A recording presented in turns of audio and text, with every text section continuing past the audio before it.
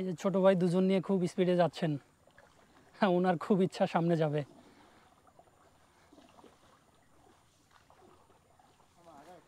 আমি মাঝি ভাইকে জিজ্ঞেস করব যে আসলে এই গাছগুলোর নাম কি, এই যে আঁকা বাঁকা যেগুলো। হিজল। হিজল গাছ?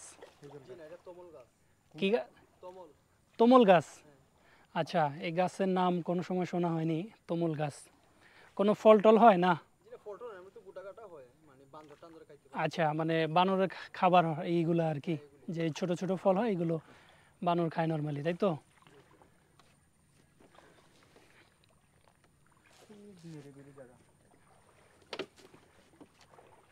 আমি বর্ষার সময় মনে হয় যে উপরে পানি থাকে না?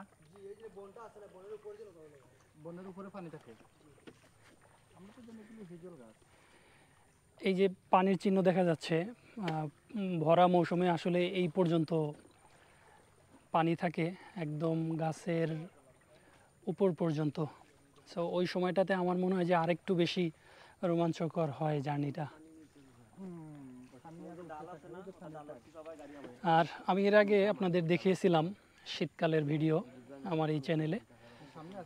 সো ওই সময়টাতে একটা সৌন্দর্য, আর বর্ষার সময়টাতে অন্যরকম একটি সৌন্দর্য। মেইনলি এই সোয়াম ফরেস্ট ভ্রমণ করার পারফেক্ট সময় হলো বর্ষাকাল। চারদিকে পানিতে ভরপুর থাকে।